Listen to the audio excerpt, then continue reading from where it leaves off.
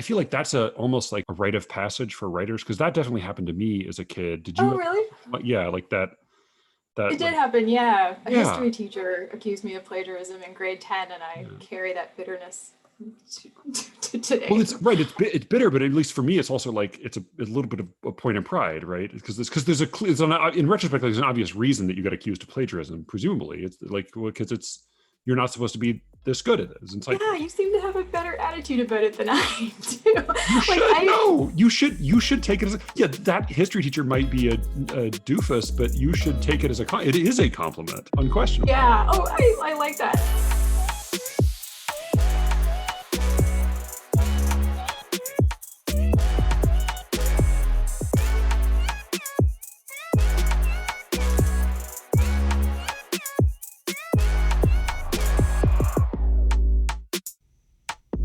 I'm Matthew Buckley Smith, and you are listening to Slee Rickets. This week, I have a very special guest for you. My guest is Shashi Bhat, author of The Family Took Shape and now the new novel, The Most Precious Substance on Earth, just out in Canada from McClelland and Stewart, and soon to be out in the US, but you can, if you're sneaky, order it online through a Canadian bookstore. It's really fun conversation with Shashi. We talk about her new book. We talk about the MFA program we both attended. We talk about reality television and Elizabeth Bishop's In the Waiting Room, and when it's okay to deliberately insert historical errors into your novel, as well as why Toastmasters is like Alcoholics Anonymous. She is an absolute delight, and it's a good long interview. So that's going to be the whole show this week. Thank you to all of you for listening, and as always, for all of you who have rated the show, reviewed the show, shared the show amongst your friends, please do, when you have a chance, go to Apple Podcasts and give us 5 stars. It is a big help. And as always, please do write to sleerickets@gmail.com. I got a fair amount of correspondence this week. I'm not going to get into it right now, but I also got my first, really, well, not my first. I got a good provocative email, really arguing, really taking issue with some things I said in a really smart way. So that's going to be something I'm going to wait and get into next week. But for now, let's get to Shashi Bhat and her new book, The Most Precious Substance on Earth.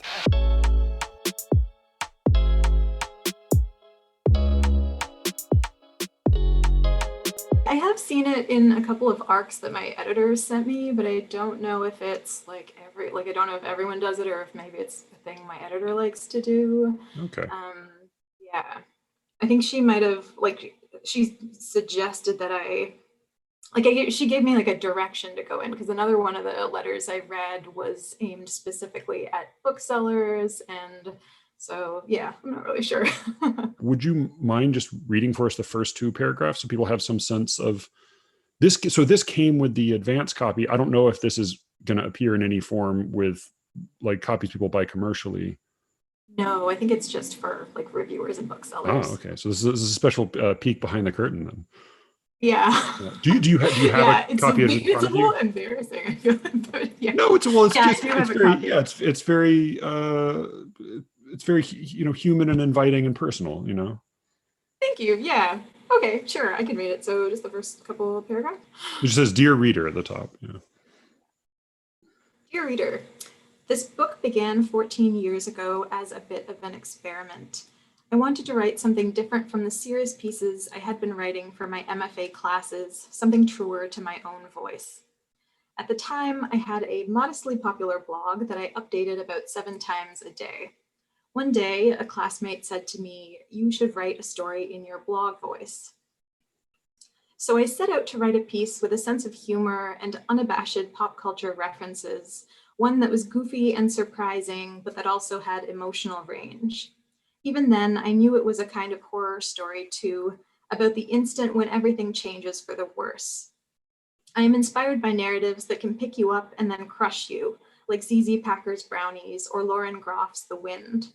I also love the awkward realism of TV shows about teenagers, like Degrassi or Ready or Not or Pen 15, which capture the mix of silly and devastating experiences that real teenagers have every day. I wanted to combine all of this into a story that would make someone laugh and then leave them with a hollow in their stomach. That story became the first chapter of this book. Thank you so much. And I know of some of those works that are mentioned. The only one I think I've seen at Joanna's encouragement, we watched Pen 15 together, which is nice. really funny and really it reminds me of The First Office and like how painful it is at times to watch. So it's a depiction of like middle school where the adult women who play the leads are surrounded otherwise by like age appropriate actors. So it's two like women in their 30s and then a bunch of like 12-year-old kids. But it's very like funny and painful to watch. And the women are playing 12-year-olds. Right. Yeah. They are playing themselves at in middle school. Which I think the other two references are like obscure Canadian TV shows. Well, Degrassi is not so obscure, but Ready or Not. Yeah, Degrassi I've heard of, definitely. Ready or Not, I've not. Yeah, so I'll say we went to different halves of the same MFA program back a million years ago in Baltimore, and my recollection, though I think I heard about it only too late, was that there was a great deal of quiet excitement from people who devoured your blog. But then I think like it was sort of like there was a fear that like it was like supposed to be a separate thing, and I think this was like it felt like a little bit of an inside look, but it was very like a very entertaining voice in that blog. So I don't remember that at all. No. But I also remember like it wasn't around you. It was like quietly because there was, I think you were so, because you're also in person. You're very soft spoken and like unassuming. And so it was, I think that added to it. And I think people liked getting a little bit of a more personal view through your blog. But this, you had how did you think about this at the time? Because have you kept it up or do you still do it? I feel like at some point it got shut down and then it was like I was too late. I don't know if that was. I stopped blogging, like it's kind of slowed down once I started teaching, because all of a sudden like my life felt more public and I didn't want students reading it. And I think I kind of like grew up over the course of writing the blog. And like I started writing it in undergrad when I was like 19, and everyone had a blog and it was pretty personal because no one was reading it. And then more people started reading it. And like I actually reread some entries from it recently. Like I have it all like archived on my computer, and I hadn't read it in years. And I realized now that it was almost like I was doing a bit. Like the voice of the blog was like really light. And I remember there were times when I was like going through very difficult things in my life, but when you read the blog, it would be just like fun and funny and yeah, like very different from the stuff that I was writing in the classroom too. And I think that voice worked well for writing a high school student too, like because the book starts when she's 14. Like the funny thing is, like I felt like when I was that age in the MFA program, I felt like a lot of pressure to write something literary, and especially like I don't know, a book I think about a lot is this book by a Canadian writer called Curry. His name is Naben Ruthnum, and it's a long essay about the like pressures or expectations placed on writers from the South Asian diaspora to like fit into this category and write about like food and curry and Indian mythology. And I think I was writing a lot of that kind of thing in grad school. Like that's what my first book is. Whereas this book is much more what I want to write. Like I think I said in this letter that it feels truer to my own voice because it has a lot of pop culture references and jokes. And I mean, I also like work that has tonal range. So I think that's what I was going for in the book too, to kind of sneak up on the reader with a like gut punch ending. Yeah, no, that I hadn't thought about that because I did enjoy. I enjoyed both of your books, and they both have like there's sort of it's it's a kind of a close, I can't remember if the first book, is it first person or is it just close third? I'm a close third. Okay, yeah, yeah. The first book, which is really good, is The Family Took Shape, and especially the title chapter is just I think an absolute gem. But it is not, as I think, like the way I put it to Brian was that, like, this book is, it also has those sort of, like, it's chapter slash story structure, and it follows kind of closely this one young woman's development, but Mhm. it's much snappier and more propulsive and just sort of delicious Yeah, than thank the you. first book. Yeah, the main character and her family in this book is also Indian Canadian, and the parents are particularly observant Hindus. Maybe is like part of the difference that you're getting to see a an Indian Canadian experience or Hindu experience that's not sort of exclusively weighted down or defined by a certain set of expectations. Yeah, like the fact that she's like South Asian is just a part of her identity and not really the focus of it. Like I think it affects the way she's certainly perceived by others, and how she moves through the world. But I think like the focus of this book is maybe more on her gender than her ethnic identity. The comparison that came to mind, and I don't know if this will be it's intended as a compliment because it's a book I greatly love. It may come across the room, but it reminded me in some ways of The Girl's Guide to Hunting and Fishing. Oh, I read that so long ago, and someone Yeah. else made that comparison too. It, Partly it's because it's like semi standalone chapters that do have a sort of a larger arc. But and there's also a also, like, woman's coming of oh, age. right, yeah. It's very Yeah. much about being a woman, and sort of encountering different people, treating, it's like a series of, in that one book, it's mostly a series of, I think, romantic relationships. But it's also, I think, it sort of floats like a butterfly, stings like a bee. Like, it's a very light and a silly and fun book, but it hits pretty hard. You mentioned in an early email the more recent public and publishing concern with own voices novels. Would you just say a word about that, or what that means, or how you think about that? Yeah, I don't know if I have anything particularly enlightening to say about own voices, but like I think Maybe I just can. would you say a word about what that means, for in case somebody might not have heard of that? Oh, sure, yeah. So it's when like an author is writing a story where they share um, the same background as the character, like a South Asian writer writing about a South Asian character. Is that something that, apart from just being like, you are a writer who's been writing as you want to write for a long time, and it's only more recently that this is a term, at least that I've heard in, popular public conversation, and that maybe people are paying a little more attention to now. Yeah, and I think it's a complicated term because, like, initially the intent, of course, was a helpful, well-meaning one, um, saying that like this writer shares a background and identity with this character. But I mean, now it's been revealed to be a bit problematic and potentially simplistic or too broad. Like I know there have been cases where I can't remember her name, but the author who wrote the book that Netflix movie Love, Simon was based on, where the characters are gay, and the author received a lot of criticism and harassment because people perceived her to be a heterosexual woman when in fact she just hadn't come out as bisexual, and then she was forced to do so. Which makes me think about situations where, like, what if you're writing about a character with an invisible disability and you have a disability? Like, then do you have to disclose it to prove that you're capable of writing this story? And same with sexual assault, right? Like, should you have to disclose it to say that you can write this story? Right. Yeah. So, I mean, again, I think it is like a well-meaning um, hashtag or label, but maybe it would be better to put language on the books that the authors use to identify themselves rather than using a broad label like that. Yeah. There's a pretty good, if I remember, Caitlin Greenidge, is that her name?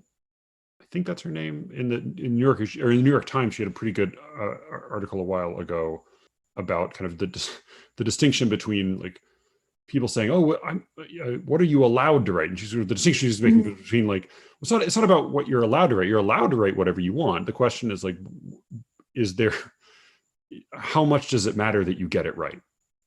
And that maybe it should matter a little more that you bother to get it right, whatever wherever you're coming from. Because I've heard other complaints about that, some from writers who would purportedly have been promoted by the kind of the focus on own voices books. I've heard some complaints that they then feel obliged to write a certain kind of book. Oh, for sure. Yeah. This is actually something we talk about in my department in terms of teaching, because sometimes you get students who don't, like, they've never heard the term cultural appropriation and they don't know, what they're quote allowed to do. But I think like you shouldn't go into the classroom and say, you can't write this because that, I think the reaction to that would just be defensiveness. But maybe it's to like encourage them to think about how this story will be received. And like, if you're going to do it right. I was actually surprised to hear you say that this came from your blog writing, because what I would at least associate with that kind of writing is a dominating narrative voice that sort of sweeps you up in its opinions and its perspective. There's definitely a lot of that. There's definitely a lot of kind of wisecracking perspective, and the narrator is very wry. But then I think one of the other things I really enjoyed about the book was that though it is all in Nina's perspective and in her voice, it feels like a book populated by real people. Joanna always gives me grief for being a dialogue snob. And the dialogue in this book reminded me of Amy Hempel's dialogue, which is, I think she's one of the very best, right? Like a lot of the writers I really admire, Donna Tartt, or Colson Whitehead, Jonathan Franzen, I have very boring mainstream taste in that sense. Like I love their writing. They're not great dialogue writers. Amy Hempel, I think, is sometimes not, like, her structures are not always great. I think like your chapters and stories have a little more meat in structure than some of her. So obviously she's great when she's great. Sometimes she's going to be a little flimsy, but her dialogue, I think, is exquisite. And I think that's true here for yours as well. And it's not even so much like it's not the phrasing so much as like I think of the framing. Like it's very apparent that your characters are speaking from their own perspectives. Like it's not, I think sometimes like there are different kinds of bad dialogue. Sometimes bad dialogue is stilted, but sometimes it just all feels like it's being written from the same psychological perspective. Yeah. And in yours, it very much feels like the characters are speaking at like slight cross purposes, the way that real people do. Oh, thanks. Yeah. I mean, I love writing dialogue and I love taking on other people's voices. I think this is funny. It's making me think of, so I listened to casting tapes for the audiobook recently. Oh, shit. Oh, God. Which is interesting because it's in the first person. And as you're saying, it also includes a lot of voices, including the voices of her parents and some other characters who have accents, which the narrator doesn't. Yeah. And so like I asked when I had the first meeting with the audiobook director and producer, I asked them like, are they gonna do accents? How is this gonna be handled? And they were great about it. Like they said, we will cast a South Asian actress, and they did. And like for the audition, they chose a couple of excerpts for them to read, and they chose a section that had the parents' dialogue in it, so I could kind of hear how that landed. Yeah. But yeah, because I don't think I've ever listened to an audiobook, so I didn't really know how that was done before. Did you feel like you heard some good possibilities for the reader? Yes, well, I don't want to get you. I don't want to get you in trouble on the record or. Oh no! Yeah. Like I mean, they're professionals. They know what they're doing. And there was one, like they let me pick my favorite, which was great. But it is like, so when I'm writing, I read everything aloud. Like I've probably read the whole book aloud myself like 3 times. I've done public readings of it, and it's very much like it's a voice that's been in my head for a decade. And then to hear someone else reading it, it's jarring, and like it has jokes in it, and delivery of jokes is so important. And I think my sense of humor is quite dry. Yeah. And like in some of the audition tapes, I could hear like this over delivery of the humor. So I gave them a lot of notes on that. Hopefully I wasn't obnoxious about it. And pacing too, like there's some sections I wrote to have momentum, and when I read them aloud, I read them very quickly. And I noticed, and probably you have to do this as an audiobook reader, right? But they would like slow those sections down, and I was like, like I want this to move. But yeah, interesting experience. Your humor especially is so, I think of it as being, it's not British because you're not British, but it has some of that same, like the way actors would put it, they'd say like they would say like throw it away. Yeah, Like, I should also say that when they did the auditions, they hadn't read the whole book. Like they're just given these excerpts, so they probably don't really know what the tone is going into it. And I feel confident that none of those actresses will ever hear, or actors will ever hear this. But we wish you nothing but the best, and break a leg to all of you. I was gonna see if I could get you to read a little bit. I don't, there are a couple of passages I looked at, and then I know you have your own experience. Is there something you'd like to read, or how would you like to do that? I just want to get some of it in the listeners' ears. Yeah, one of my go-tos is the beginning of the Toastmasters chapter. Yeah, no, that'd be great. The chapter title is Good Enough Never Is, and the page number is 151. In the photos on the Toastmasters website, everybody wears a blazer and smiles. They run international conferences and give emotionally devastating wedding toasts. They deliver eulogies and everybody cheers, encore, encore. Their charisma is electric. Their handshakes are earthquakes. Confidence makes their skin shine.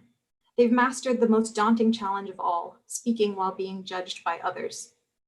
According to the stats I looked up before my first meeting, if you offer the average person the choice between giving a 5-minute speech to their peers or sitting in a dark, confined space full of Lovecraftian arachnids, they'll choose the arachnids. Public speaking is scarier than monsters. It's scarier than death. At the Toastmasters meeting, everybody is dressed like a slob, and I feel dumb for wearing a blazer, even though I'm only wearing it because I've come straight from work. I hang the blazer over the back of my chair. We're in a rented, over-air-conditioned classroom at Dalhousie. Out the window, university students are hunchbacks with backpacks against a red sunset, gripping double-doubles, hurrying away. As people file into the classroom, they smile at me, help themselves to styrofoam cups of water and store-bought oatmeal cookies, then sit around the horseshoe of tables. The regulars exchange pleasantries, some in thick accents. A cloud of earnestness puffs up above the group like cigarette smoke. First time here? Asks a guy as he slides into the chair next to me. I nod. Don't be nervous, he says, patting my bare shoulder with a damp hand. He introduces himself as Dave. He's maybe 10 years older than me, in his 40s, with small, close-set eyes. His strong jaw and gray buzz cut, combined with his paunch, give him the look of an aging football coach. His muscular legs are spread so wide apart that one of them takes up the space where my legs should go, so I keep mine tucked under my chair. You've been doing this for a while then? I ask. Oh, ages and ages. Public speaking has always been something I'm good at. Then why did you join Toastmasters? Well, I'm very competitive. He tilts his chair back and balances on its 2 back legs. Planning to take this to the next level, the competition circuit. Of course, I say, though I can't imagine him pictured on the Toastmasters website. So, how nervous are you? He asks. He leans in as though he's telling me a secret, his breath acrid. I'm a teacher, so I'm used to speaking in front of a group. I'd like to get better at it, though, cut down on the ums and ahs, figure out what my weaknesses are. Most of the people gathered are seated now. A woman approaches the classroom door. Her walk is a shuffle, tennis shoes quiet on the linoleum. She's slight, in a billowy aubergine caftan over black tights, and her loose black ponytail swings behind her. Her eyes are steely. She grasps the door jamb. See that girl over there? Dave lowers his voice only slightly, pointing at the door with zero subtlety. I know her. She's a regular too, but she never comes inside. Every week, she comes right up to the door, but doesn't have the balls to come in. So she just watches, you mean? Well, we close the door before the meeting starts. One day she'll make it inside. He laughs like he's certain she'll never make it. I think for a moment. On Reddit, I read about a guy whose stage fright was so intense he had his doctor prescribe Valium just so he could attend the Toastmasters meetings. It must have worked. I make my face earnest. He attended for years and years and ended up placing third in the international contest. Now he's a stand-up comic.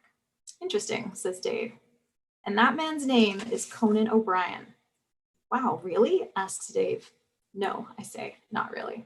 Thank you. Thank you so much. And that character, Dave, is one of the more colorful and memorable, poorly behaved men in the book. But part of what I really appreciate about Dave is that that a lot of his awfulness is not of the totally obvious variety, that it's kind of a subtle bullying it rings really true. I was really curious about this because it's so Toastmasters comes up in the book and it sticks around a little bit in a way that I expected it to be kind of a one-off, but it does, but it remains oddly a part of Nina's life in a way that feels like I think I mentioned in another episode that there's sort of, it feels like every other book or TV show or movie I encounter, there's a character who goes to a 12-step program. And this sort of has in some ways the place of that trope in the book, but it does a very different thing. And it both has, did you ever see the show The Americans about the Russian spies? So in that, one of the things I sort of liked about that show was that they used the self-help, the culty self-help group est as something that the husband character goes to, and they make fun of it, and it clearly seems like sort of bullshitty, but then it also does in some genuine ways help him. And here as well, it seemed like all of the ways in which Toastmasters and the people in it are ridiculous are very apparent, and it is very, like, the treatment is very tongue-in-cheek, and Nina approaches it as she seems to approach almost everything in her life, with a little bit of a jaded eye, as almost like as like potential blog material, but also it is like at the same time she takes it seriously, and it does seem to really help her. Yeah, like I think she views it with this ironic distance, but you're right, like she takes it so seriously, like to the point of self-harm, because she's not performing these speeches in the way that she wants to. I should say I've never been to a Toastmasters meeting. I was going to ask. Yeah, I read a whole lot of Toastmasters newsletters, and I did take some kind of like youth group public speaking class as a teenager, like me and a bunch of Indian teenagers taking a public speaking class. So I borrowed a little bit of the dialogue. Like I think I put the line in there where the instructor or the leader says, "You're like a block of wood trapped in a river." Maybe I didn't put that in the book, but I remember just like joking about that for months as a teenager. Yeah, no, which is like, there is, like a lot of support groups or self-help groups, there is a lot of corny, hackneyed, boilerplate kind of proverbial wisdom that is both laughable and sort of true at the same time. Yeah, and actually what I was thinking about because I think the comparison to AA meetings in TV shows is really apt, because like the reason I chose Toastmasters was, I mean, partly it's a book about silence and like, why not put in a public speaking group? But also like I wanted to give myself this challenge of having multiple characters in a scene of dialogue and having them each acting out of insecurity and clashing against each other in different ways. And Toastmasters just seems so ripe for that.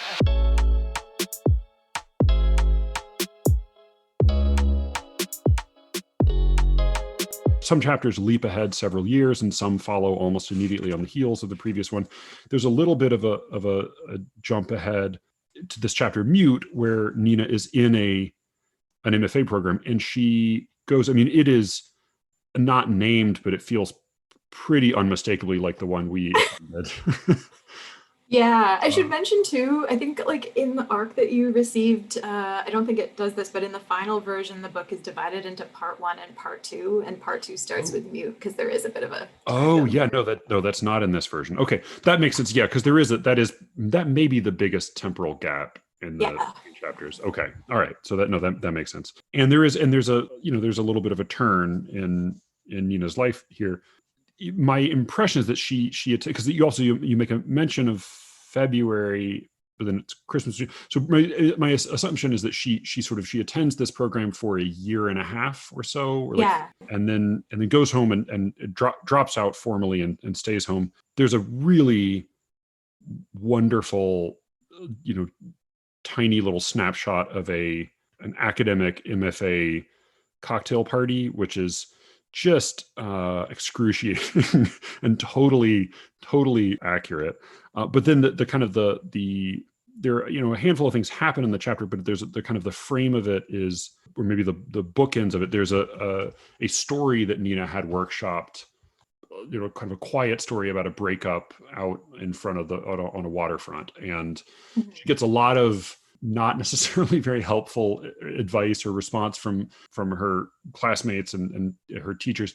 They see it, it's too ostentatious that she's South Asian, whereas because there's nothing in the story that I think they said, one of the characters says there's nothing that seems to require her to be South Asian, so why is she South Asian rather than being the default white? And then also that there's so much, they seem to find it all implausible, or it seems like it seems made up or something, whereas we find out, of course, at the end that it seems to be more or less a direct memoir, a direct recounting of something that happened to her.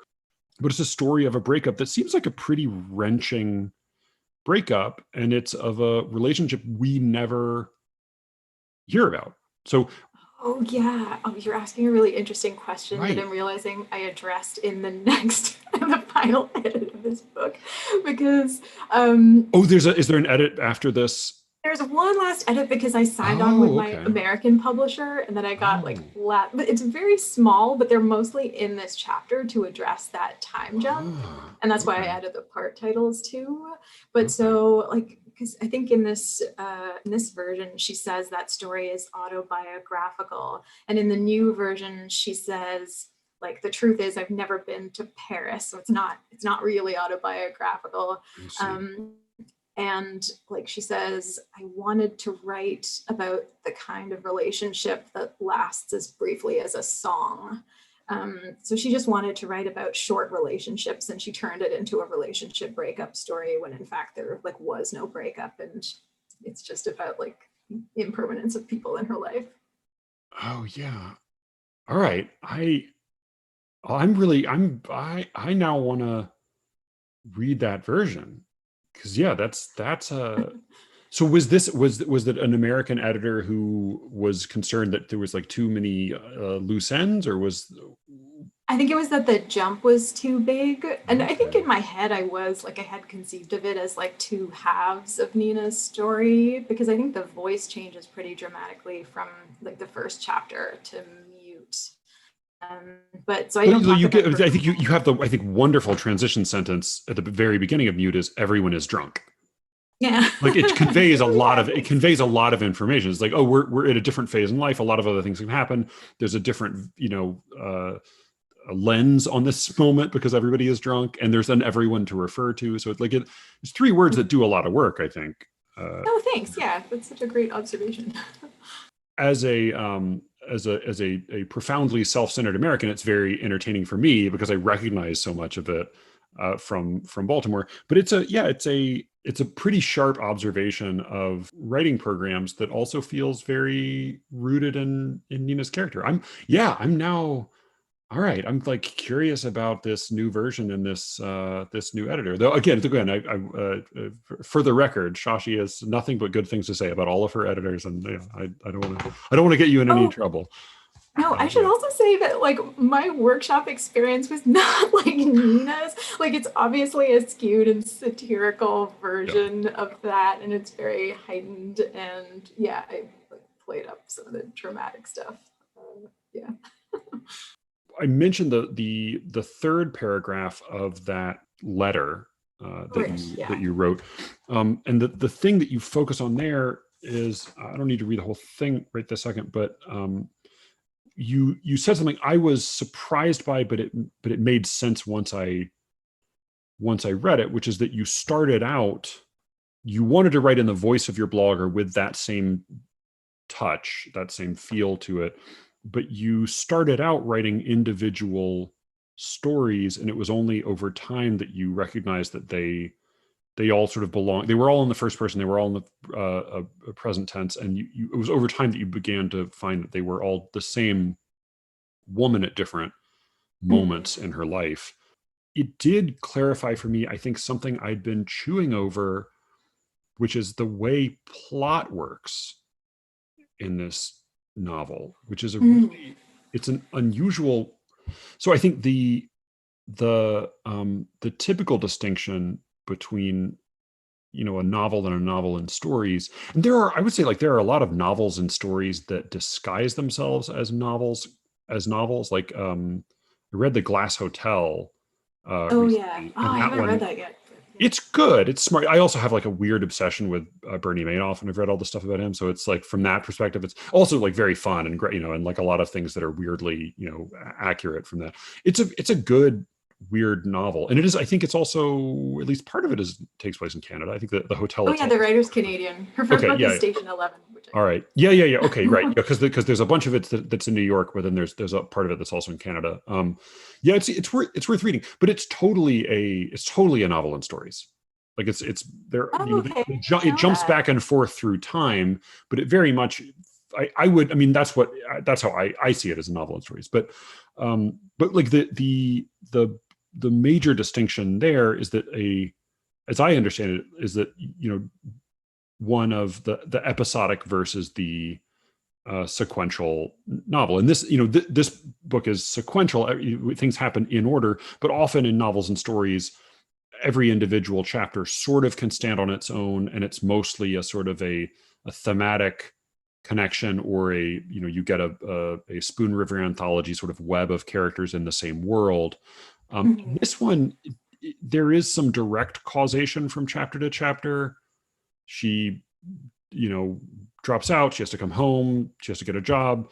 But it's all, mostly it's episodic. But at the same time, it's not really fair to say that that there's not a forward rolling significance to, like, the arrow of time has meaning here. And I think the difference, as I started to identify, and you can maybe correct me on this or clarify, is that it's not an external causation, but an internal one. Yeah. And I guess I have a couple things to say about structure and like why I chose it. I mean, partly I just started writing it as short stories, and it all came together as I realized what I really wanted to write about was silence. And like, silence as a subject is just so interesting to me. But in terms of structure, like, one, I just love the shape of a short story. Like, I love their potential to highlight the narrative arc, and that like the way you can just like kick the reader in the stomach with an ending. But then I also like, I mean, Nina is a character who watches a hell of a lot of television. And I think the structure of this book is similar to a season of television. It's like each story is like an episode. It has its own mini arc, but then there's also the larger arc. And I mean, I like the pleasure of following a character over time. That's probably why I like prefer television to movies, and probably for that reason, because we see them develop. So I thought that structure was just fitting for a book where there's so much television. Yeah, right. No, that makes sense. And she draws in television. There's a really wonderful moment. I think maybe my two favorite chapter stories are probably "You Are Loved by Me" and "Facsimile," I think. And is it? Oh, really? Yeah, I think. Oh, where is it? I have it dog-eared somewhere. Yeah, it's in "Facsimile."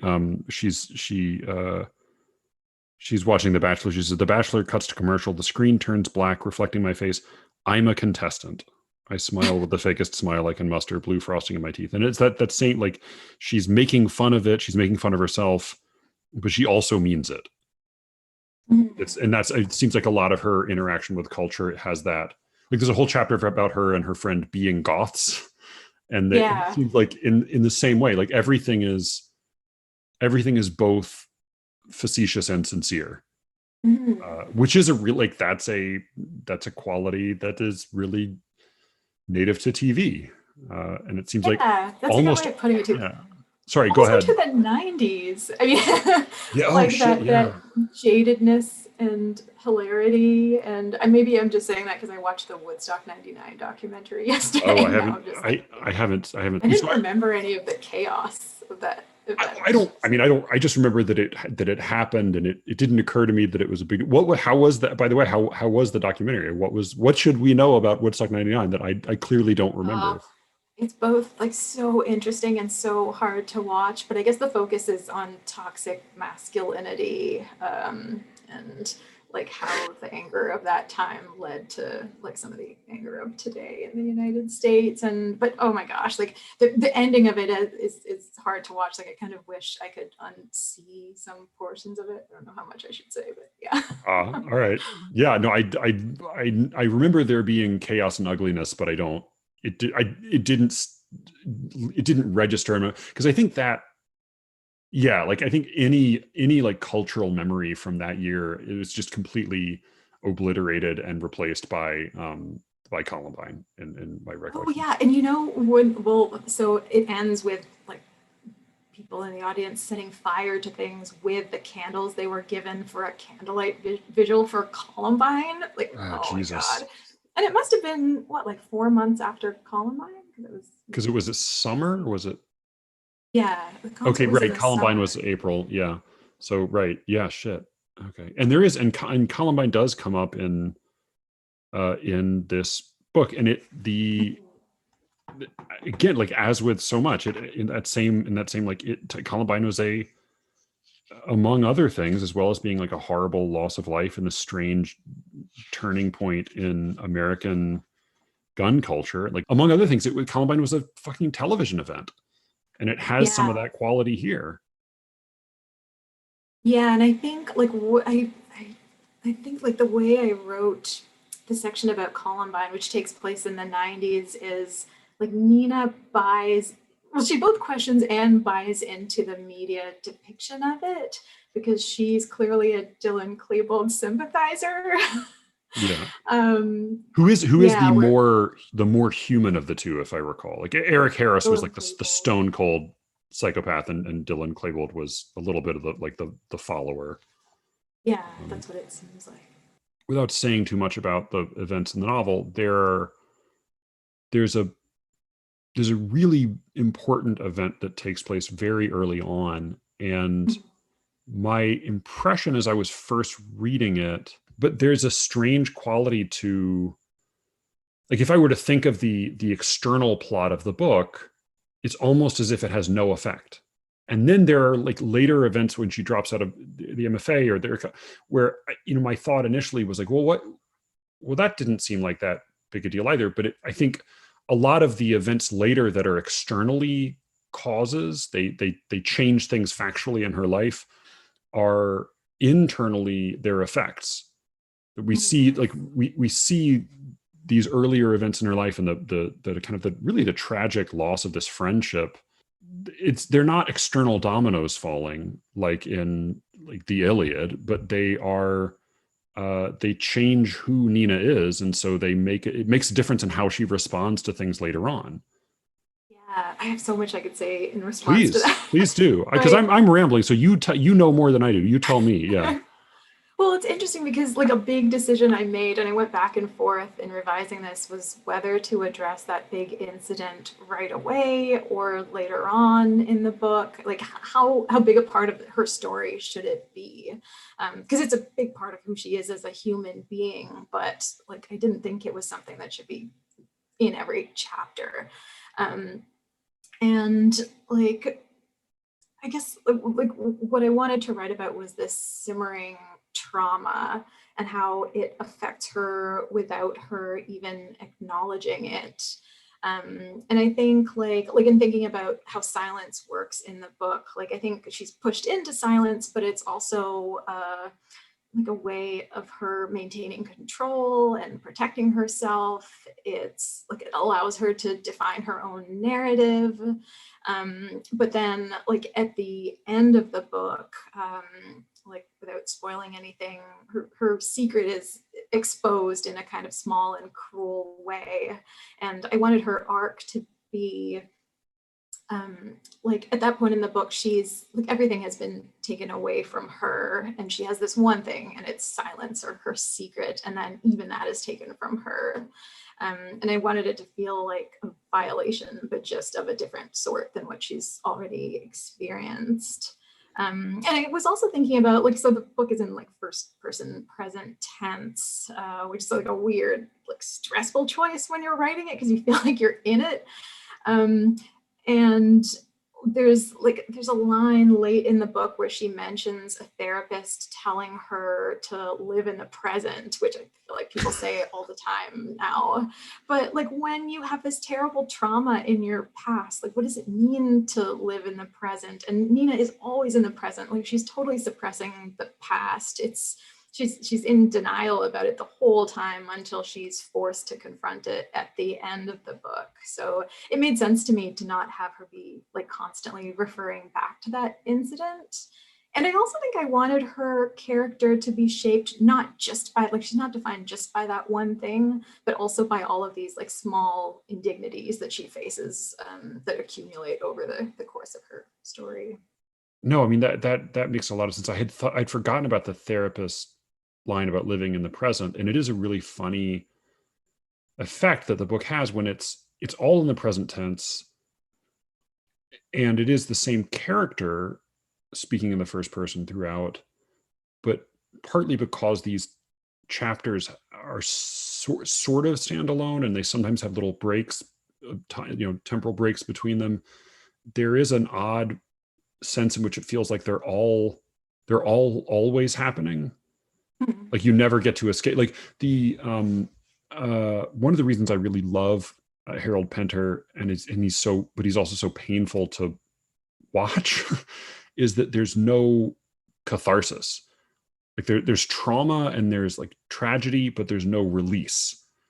Yeah, that's the great thing about a short story too, right? Like, you leave the reader in that discomfort. I remember I had a professor in undergrad who was always saying, like, think about what you want the reader to feel in the white, like that white space when the story is finished that exists at the bottom of the page. And I'm always thinking about that. Like, I just love to leave that feeling in your stomach when the story ends. And I think in this book, like, the effect of having it be a series of stories is just like prompting that feeling again and again, and it never really dissipates.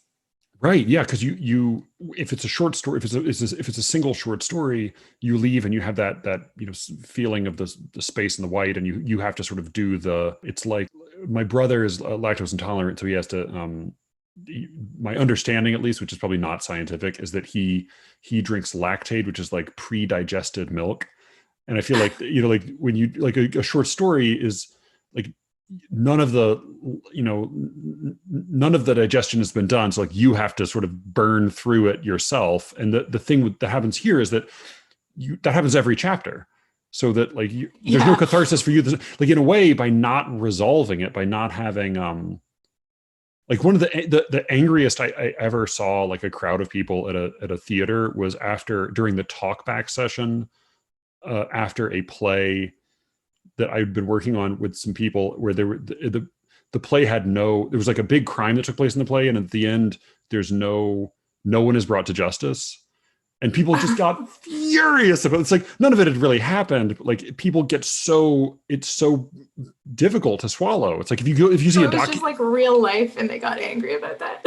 Right, where like, if you saw, I don't know if you in college remember going to see Capturing the Friedmans, and there's just, you leave with this great sense of like a very personal and specific injustice that just doesn't get metabolized at all. So you just have to, it just sits in your stomach. And that's a horrifying documentary, right? Oh God, it's horrifying in so many different ways. Like, I was thinking of there's like, there are no heroes, only victims. It's hard, like, everybody, it's hard. It's a horrible, it's very skillfully done. And there's clearly, the guy knows what he's doing, because you leave wanting to like write a letter to your congressman. But yeah, like, I mean, that's part of what I think this book does so well, is that it is so light and fun, and in some ways blog-like throughout, but that there is that kind of accruing load of material that you don't digest for us, that we have to just live with. as we go through it.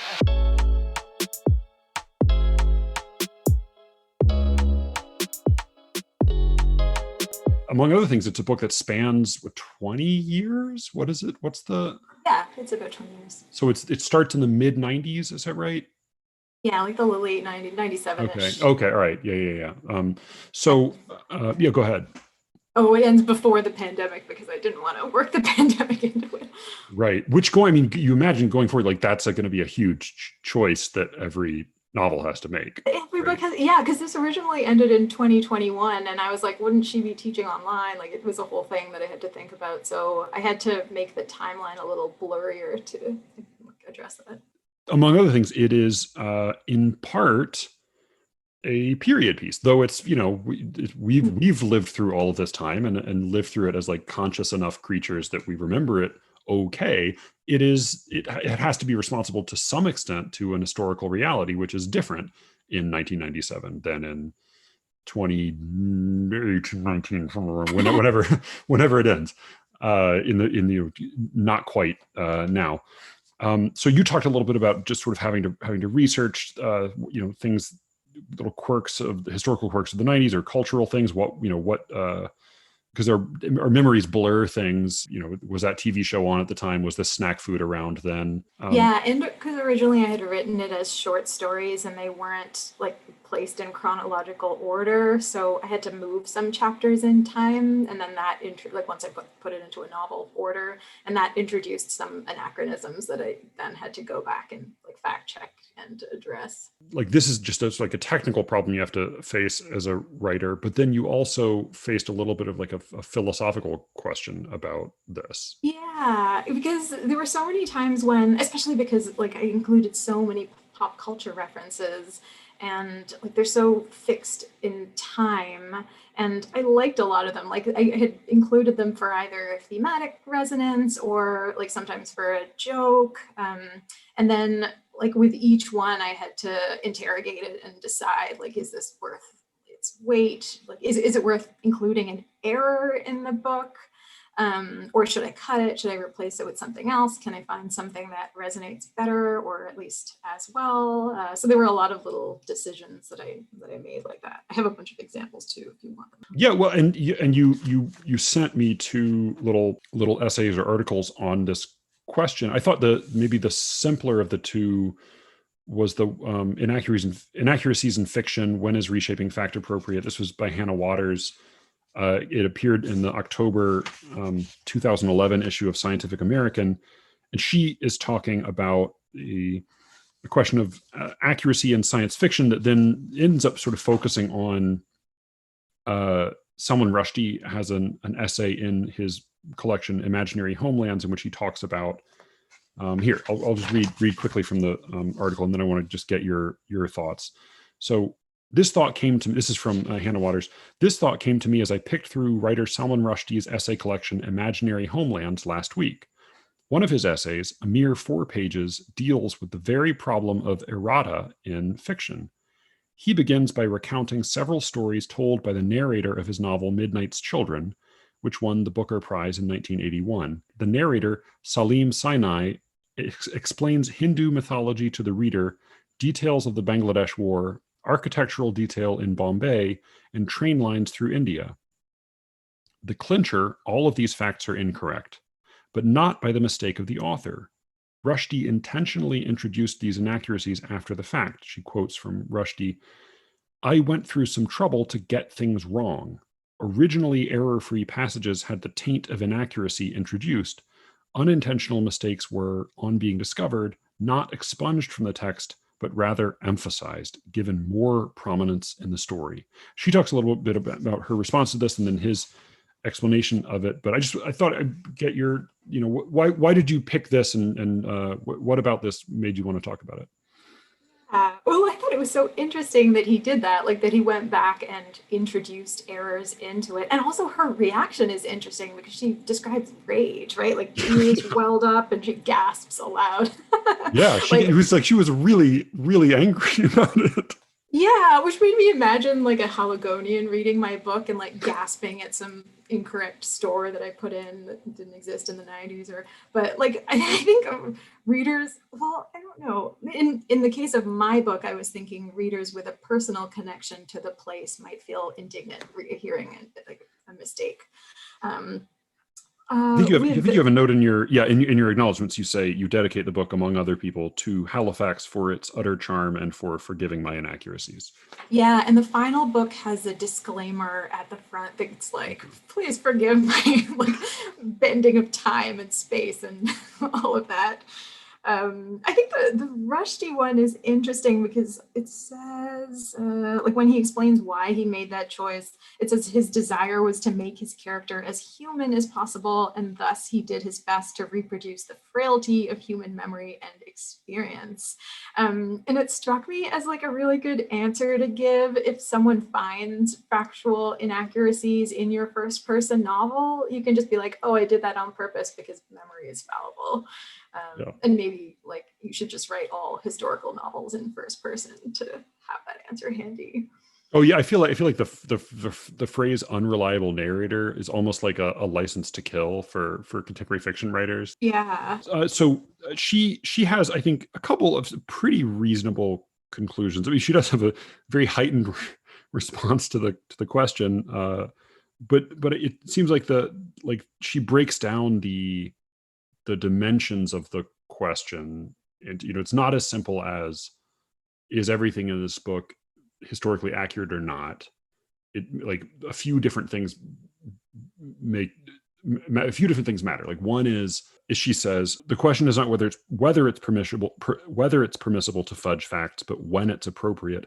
Misrepresenting fact because the research seems too hefty is not acceptable to me, but purposefully altering fact for the sake of character development or to bring the reader to another world feels acceptable. So it's, you don't get it wrong out of laziness, but get it wrong for a Yeah. reason. I think the challenge there is that, like, how does the reader know whether you did it intentionally or not? Because you had brought up in your email some of those movies that do like really audacious anachronisms. Like I was thinking about Romeo and Juliet, the Baz Luhrmann movie, and Yeah, it's yeah, just yeah. so over the top that you know he's doing it on purpose for style. Yeah. But what about these smaller choices, like referencing a TV show because it relates to the gender dynamics of the chapter? Like the reader might just see that and say like, oh, this TV show didn't exist in that year, and not realize that you did it on purpose. So it seems like to get Yeah. away with it, you have to make it obvious that it's intentional. Yeah, and I wondered about that with his choice, that if he really wants to convey human frailty, it seems important that the reader know that the things he's Hmm. saying are not true. And maybe there's an argument that like a certain kind of reader who's very familiar with these historical events, who's very familiar with Indian mythology, who's very familiar with these things would know right away. And it may be just a white Western audience who's a little more clueless about it, or who takes it as a source of facts. But it does seem like whether you're offering a disclaimer, as it sounds like your book does, or I think of Walker Percy's, almost every novel of his has a little note in the front about how he's changed the city's geography. And Oh yeah. I think I think Brian did that in one of his novels, I maybe found about a Britain. Margaret Atwood novel, Cat's Eye, where she has a little Yeah. disclaimer about how I think she says, I rearranged time and space. And it's set in Toronto. And I wish I knew what she changed. I would be so interested to Yeah. know like what she changed and why. Right. Um, Yeah. Yeah, it does seem like the how the obviousness of the inaccuracy is important, and then maybe also just like the the scale of the inaccuracy. Like if mhm. you're changing which year a TV show came out by a couple of years, it doesn't really matter if that's inaccurate. Whereas if you're changing like how the British divided India and Pakistan, and like It's some true, yeah. inaccuracies are weightier than others. Yeah, it also makes me want to do an experiment where, like, if I wrote a book in a city that I called Vancouver, but just made up all of the details, like I made up a fictional intersection and a fictional tourist landmark, like there's a what would be like I was like, oh, there's a giant orange in the center of town that all the tourists go to visit. And like, then would people reading it Google to see like, oh, what's this giant orange in Vancouver that she's talking about? And would people be angry about that? Or would that just be okay if it's internally consistent? Or maybe I should just call it something other than Vancouver. Would be the criticism. I really want you to write that novel now. Do you know Italo Calvino's Invisible Cities? I know of it. I don't think I know. I haven't read it. It's very, very short. It's a really cool book, and like among other things, it's a bunch of like very short chapters, each of which is just a description of a city, and they're like wild, crazy, often impossible cities. But sort of later in the book, because it's Marco Polo speaking to Kublai Khan, and I think it's Kublai Khan, and he kind of confesses that like actually all of these cities are Venice. Oh wow, that's amazing! Yeah. Spoiler alert, but yeah, right, it's amazing. Right, yeah, but I think like I would love to. Honestly, I think if it was really ostentatious, I think I don't know what you call Vancouver residents, Vancouverites, Vancouverians, yeah. Vancouverites sounds right, but I really don't know. I don't know. Yeah, maybe there's a French plural, but or no, Vancouver's not a French city, is it?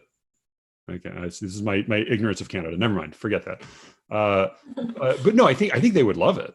Is my guess. If it was really over the top, I think they would love it. It would be fun to write. I mean, I could just set it in the future and claim there was a big change at some point. Just you could throw in a few ambiguities so that it's not is it the future? Is it the like medieval post-apocalyptic future? Is it it could be any number of things. Or has this writer just never been to Vancouver? Yeah, well, no, I mean, I think you could. That's like the line in "Thank You for Smoking," where it's like they're smoking in space. He's like, well, thank God we invented the such and such. I think like with a line or two, you could easily make it a story about somebody who's imagining Vancouver, who wishes Yeah, so like it does seem like I don't totally sympathize with Waters' emotional response to this question, because I tend to think with Rushdie, like, yeah, it's a novel, fuck it, do what you want. Yeah. Like, if you're gonna go to the trouble of putting in a bunch of errors, get credit for them. Yeah, like say it somewhere, reveal it somewhere. Yeah, or make sure they don't matter that much.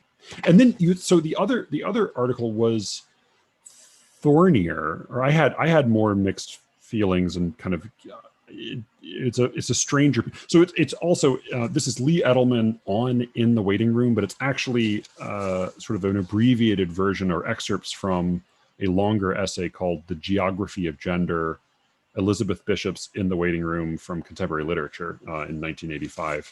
Yeah, would you say a word about this? I'm not sure totally how to introduce it. Yeah, well, so I guess just to like set up the poem, little girl in a dentist's waiting room reads a National Geographic, has an epiphany. Do you have a copy of it with you? I can Google one. I don't think I have one nearby. Okay, I was going to say I'll just read it so people have it in their ears, and then we can talk about he's interested in a very particular question in the poem. But this is In the Waiting Room by Elizabeth Bishop. It was originally published in Geography 3. I don't know if it was in a magazine before that. I'm not sure. Seems like if even odds it was in the New Yorker. Like half of her stuff was. I think it was actually. In the Waiting Room. In Worcester, Massachusetts, I went with Aunt Consuelo to keep her dentist's appointment and sat and waited for her in the dentist's waiting room. It was winter. It got dark early. The waiting room was full of grown-up people, Arctics and overcoats, lamps and magazines. My aunt was inside what seemed like a long time, and while I waited, I read the National Geographic, I could read, and carefully studied the photographs. The inside of a volcano, black and full of ashes. Then it was spilling over in rivulets of fire. Asa and Martin Johnson dressed in riding breeches, laced boots, and pith helmets. A dead man slung on a pole. Long pig, the caption said. Babies with pointed heads wound round and round with string. Black naked women with necks wound round and round with wire, like the necks of light bulbs. Their breasts were horrifying. I read it right straight through. I was too shy to stop. And then I looked at the cover, the yellow margins, the date. Suddenly, from inside, came an O of pain, Aunt Consuelo's voice. Not very loud or long. I wasn't at all surprised. Even then, I knew she was a foolish, timid woman. I might have been embarrassed, but wasn't. What took me completely by surprise was that it was me, my voice, in my mouth.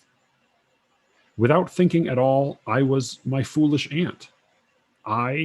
We were falling,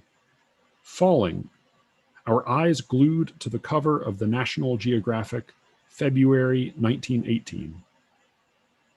I said to myself, 3 days and you will be 7 years old. I was saying it to stop the sensation of falling off the round, turning world into cold, blue-black space. But I felt, you are an I. You are an Elizabeth. You are one of them. Why should you be one too? I scarcely dared to look to see what it was I was. I gave a sidelong glance. I couldn't look any higher. At shadowy gray knees, trousers and skirts and boots, and different pairs of hands lying under the lamps. I knew that nothing stranger had ever happened, that nothing stranger could ever happen. Why should I be my aunt, or me, or anyone? What similarities, boots, hands, the family voice I felt in my throat, where even the National Geographic and those awful hanging breasts held us all together, or made us all just one. How, I didn't know any word for it, how unlikely. How had I come to be here, like them? And overhear a cry of pain that could have got loud and worse, but hadn't. The waiting room was bright and too hot. It was sliding beneath a big black wave, another and another. Then I was back in it. The war was on. Outside in Worcester, Massachusetts, were night and slush and cold, and it was still the 5th of February, 1918.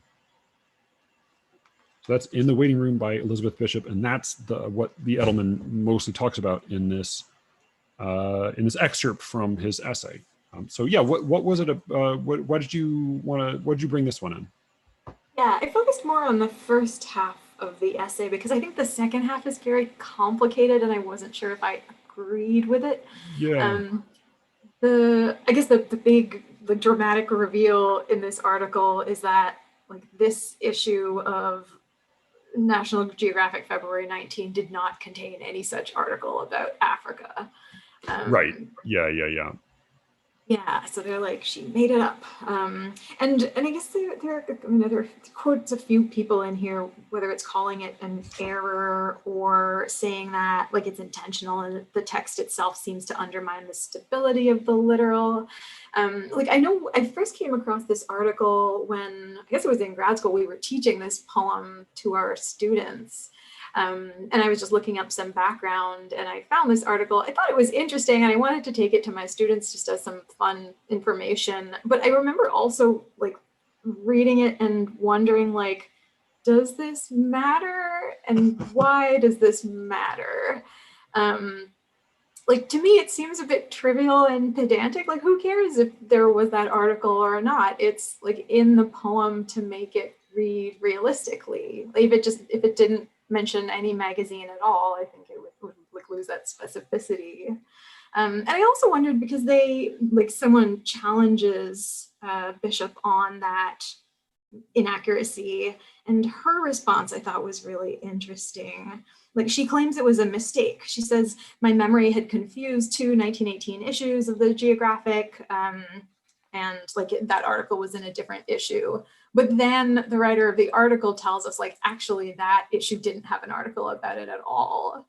So I wondered why Bishop answered that way. Like, did she really believe that she mixed it up, or was she just giving them an easy answer? Did she do it on purpose? And I mean, I don't think the article answers that question. The other inaccuracy he points out is that her aunt was not named Consuelo. Right. So that was surely deliberate. So she was willing to make some inaccuracies deliberately, at least, whether or not this was one. I tend to imagine that this is maybe an example of almost a sort of like background radiation version of racism, where my guess is that it's not. She knew it was from the National Geographic. It wasn't from the March issue as she thought, or from the February issue, but it was. There are certain kinds of photos that she might have seen anywhere, and it was only from National Geographic that sort of there was an indelible mark that these particular photos of women and children from tribes that seemed to her so alien and distant that for her they were linked irrevocably with the National Geographic as a source. And I think, as with like Heart of Darkness or Curtain of Green, they're like great pieces of writing, but like the black figures in them are a certain sort of backdrop. That's how they're treated. And so I think that's my guess, is that like she knew it was National Geographic, but it was almost like that, because it was so linked to that title, it almost could have been any issue. Yeah, I could see that. And then she just needed a date to put in there. Yeah, I mean, and like the specific date. Well, I mean, I don't know that she. Again, my sympathies are kind of with you, and like I'm not sure how much it matters, and like, yeah, specific. It needs to be a specific date, because the whole point of the book or the story is like it's the specific moment in time. Mm-hmm, yeah. Yeah, and why she answered that way in the Q&A is like, I mean, it's like, what was Frost's response to a question like that about stopping by woods on a snowy evening? It was some. Oh, I think he said it means what it means, or it means like it means I have miles to go before I sleep. Like that's what it means. It means exactly what it says. Go fuck yourself. Like, which is, I kind of feel like which issue is this is like not that much better than like, where do you get your ideas? Yeah, that's kind of how I feel. I would like to have my own Q&A with Elizabeth Bishop.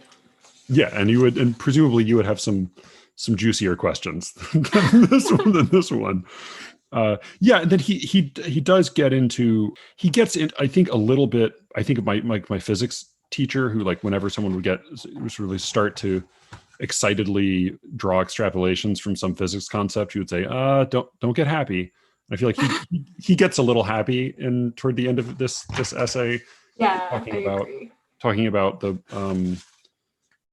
O as like a cosmic manifestation of like woman's role. And it is, I mean, I think what reading the poem again after reading his article did bring home to me is that there is something pretty, I think, universally human about this recognition of your own physical self and your mortality and your existence in time.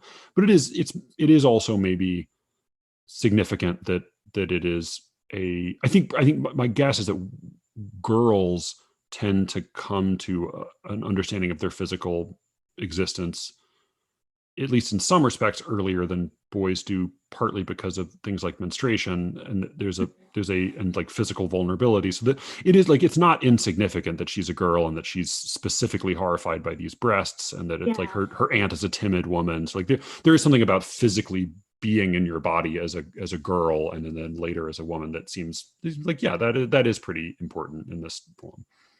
Yeah, I think it's when it gets into, is this the line you read? A cry of the female refusal of position in favor of disposition. It seemed like, okay, this is like a lot.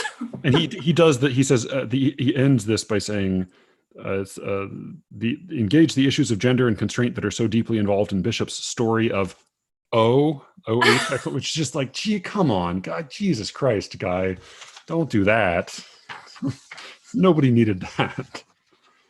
I wonder if that's where the full article ends, or is there more after? Probably not, but it's not totally fair to Edelman, because I'm sure the full article fills this out a little bit better. But so for you, what was how much did this question of like accuracy or inaccuracy matter? I think it ended up mattering a lot. I mean, I talked about it with my editor, and one helpful thing she said, my editor is amazing, by the way, but she said that I didn't need to be slavish to the details, that it was more about the feeling of the time, which made sense to me. And I did like in the later revisions, I blurred time a little bit. So there are some fixed events like Columbine, for example, or the millennium. So when you know what the actual year is, but often you don't know the exact year. Yeah.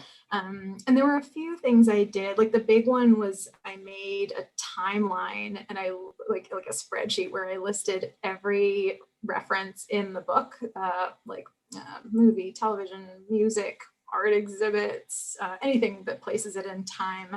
And then I fact checked every one and sent it back and forth with the editor and copy editor, etc.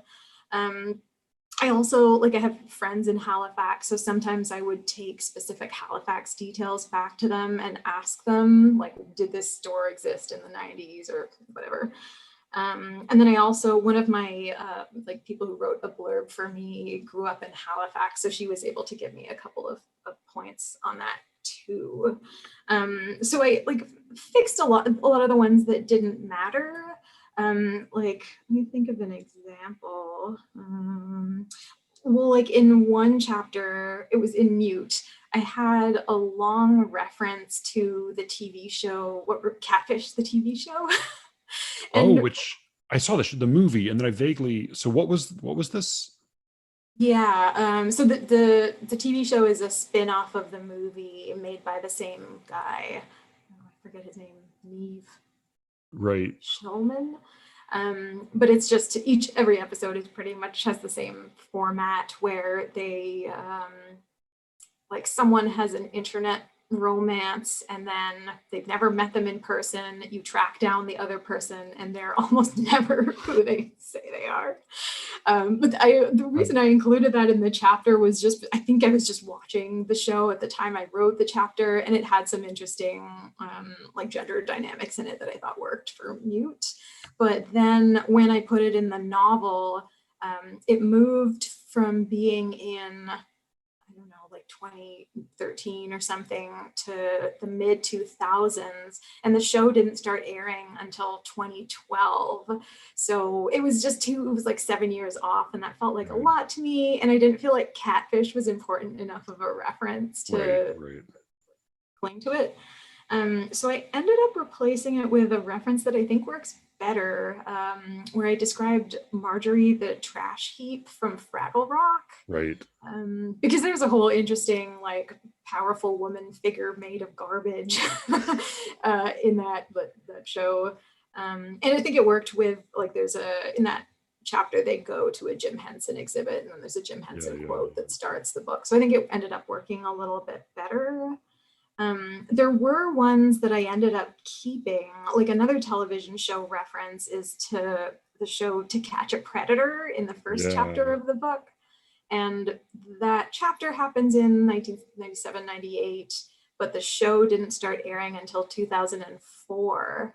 But I ended up keeping it because I thought, I tried rewriting it, replacing it with a generic, TV documentary that I made up, but I thought it just didn't have the same oomph to it or the same sharpness. Because To Catch a Predator is so iconic, and I feel like a lot of people will recognize that name, Chris Hansen, and they know that the shape of that show.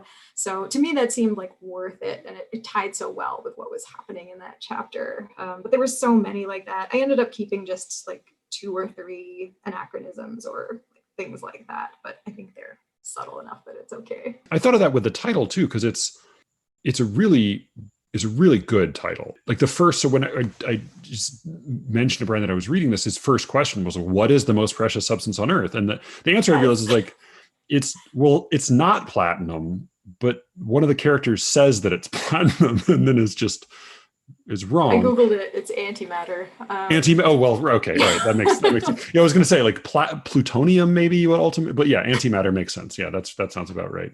But so it's almost immediately, almost as soon as it appears as a term, it's debunked. But then it kind of lingers as this unspecified value that you could easily supply some the human spirit, but it's never there's never a legitimate answer given, but it does as a category or as as an aspiration, it kind of hangs over the whole book. Yeah, my plan is every time people ask what the most precious substance is, I'm just gonna have a different answer.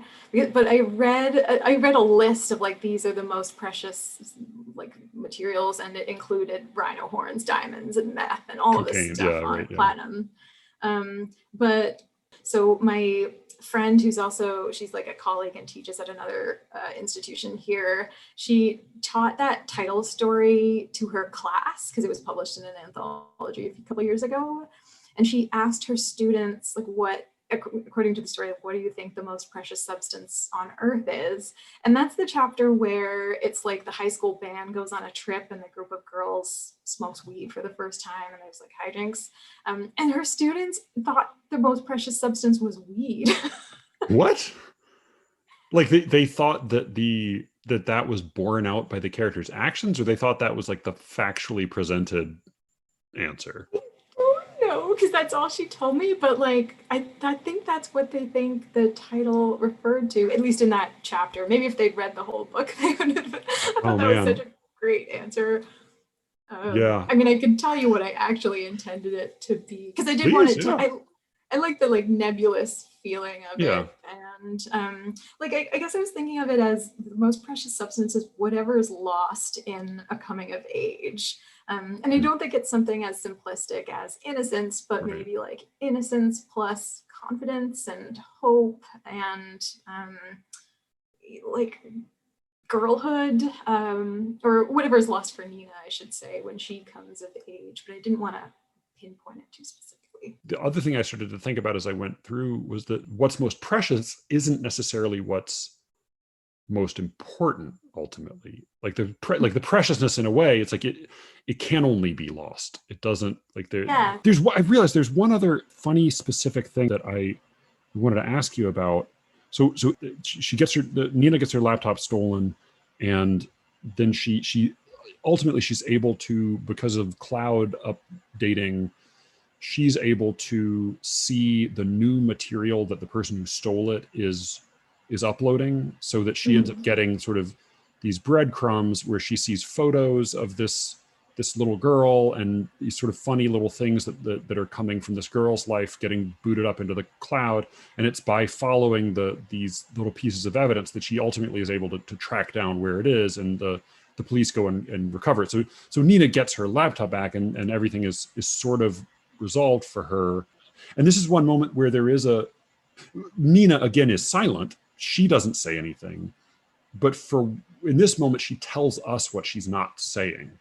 But when a character asks her what about the girl, what happened to the girl, I don't know, I say.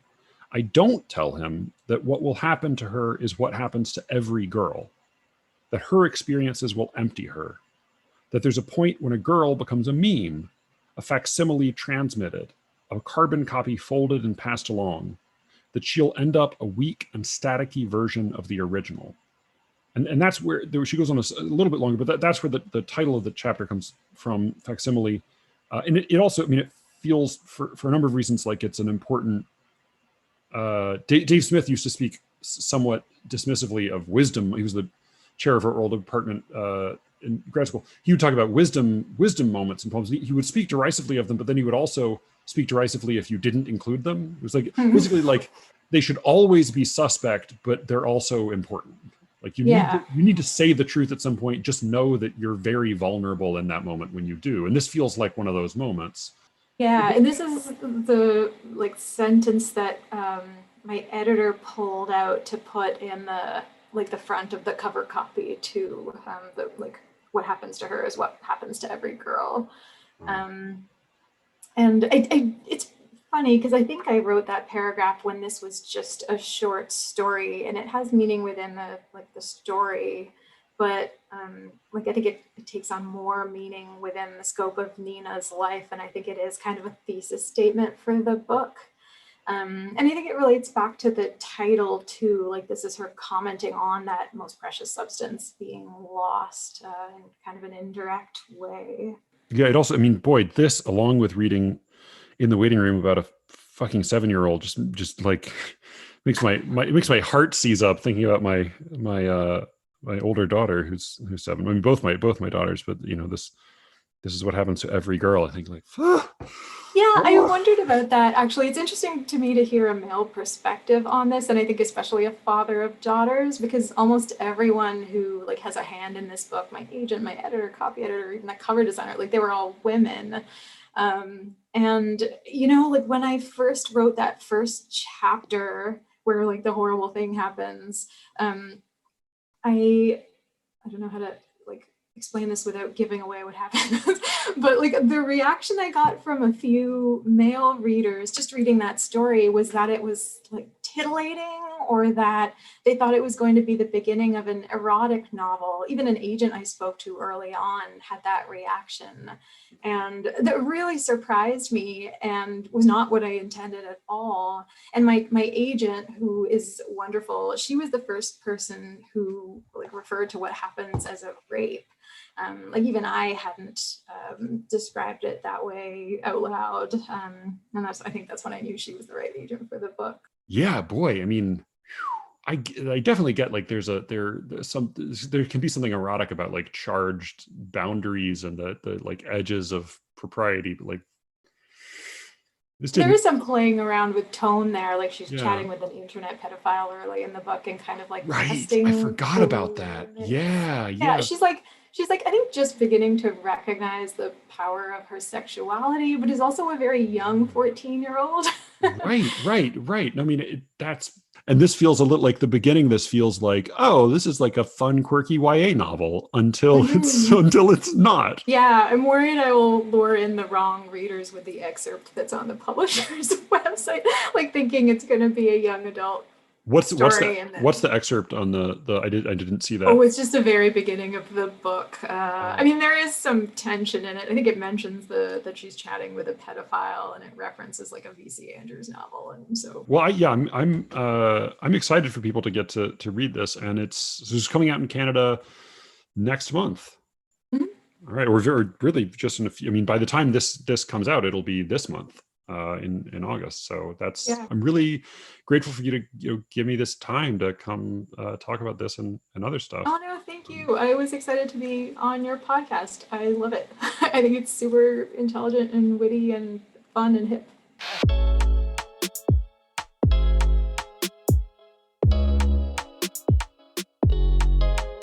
That was Shashi Bhat, author of The Most Precious Substance on Earth, available, as I said, now in Canada and online from McClelland and Stewart.